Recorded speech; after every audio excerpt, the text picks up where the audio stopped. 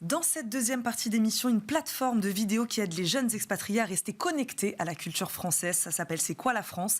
Et nous recevons sa fondatrice, Gaëlle Bourgeot. Bonjour. Bonjour Eva. Bienvenue dans Smart Éducation. Gaëlle Bourgeot, cette plateforme, je crois qu'elle est née d'une expérience personnelle. En 2016, vous êtes à Taïwan avec vos enfants et vous vous rendez compte qu'ils perdent le lien avec la France, c'est ça ? Tout à fait. On est arrivé avec mes deux garçons et mon mari. Les garçons avaient 8 et 11 ans. Ils étaient scolarisés en école internationale. Ouais. Tous leurs copains étaient taïwanais. La langue majoritaire était l'anglais. Et assez rapidement, on s'est rendu compte que la finesse de la langue était un peu perdue, qu'ils ne comprenaient pas nos expressions idiomatiques, qu'ils ne connaissaient pas les marchés de Noël, des choses comme ça.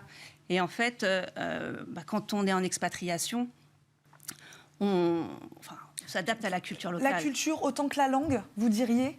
Alors, plus la culture que la langue. Parce que la langue, quand même... Vous parlez à la maison. On la parlait à la maison. Donc, la langue est un problème connu de tous les expats. Mais la culture, c'est un peu moins évident parce qu'on se concentre sur notre adaptation au pays. Bien sûr. Nouvelle culture, nouvelle langue. Moi, les garçons devaient apprendre le chinois et l'anglais.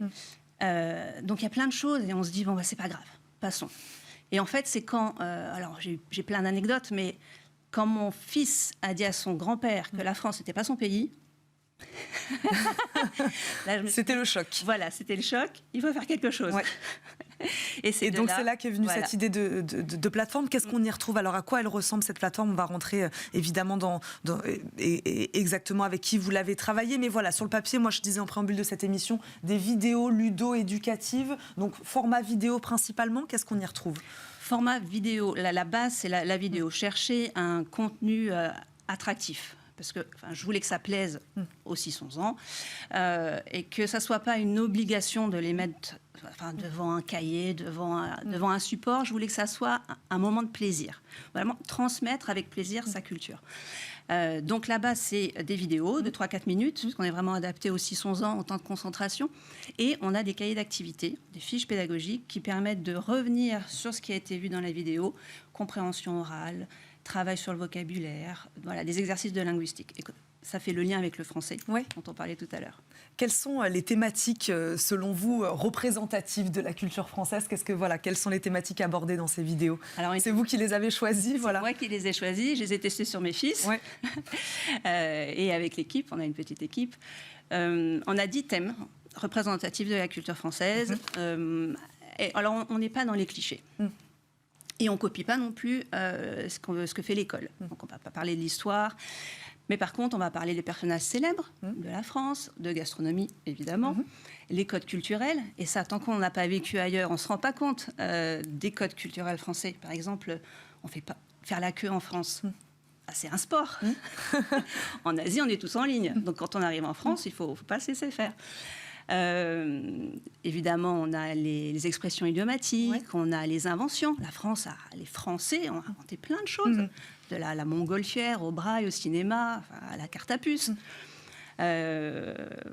L'éducation civique, on explique qui est Marianne, le drapeau français, les couleurs, une dizaine de thèmes qui balayent la culture française. Gaëlle Bourgeot, avec qui vous l'avez construit, cette plateforme, avec qui vous avez construit ces contenus éducatifs ? Je crois que vous n'aviez pas particulièrement de lien avec l'éducation.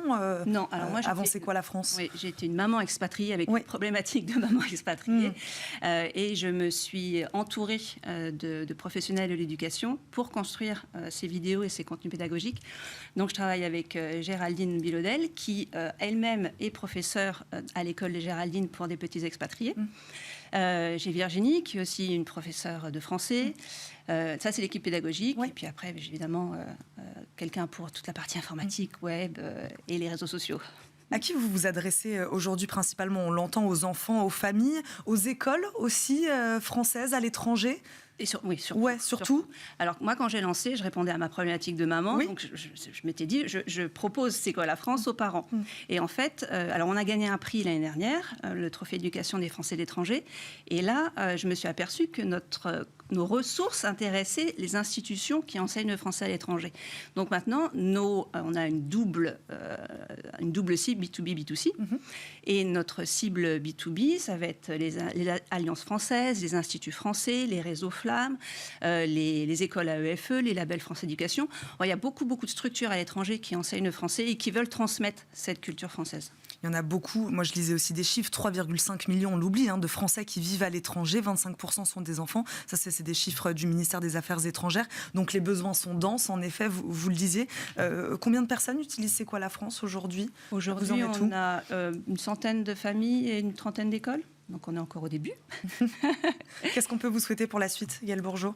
C'est quoi vos objectifs ? Que C'est quoi la France soit la référence de la culture française à l'étranger et que toutes les institutions proposant du français aussi 11 ans utilisent nos ressources pédagogiques.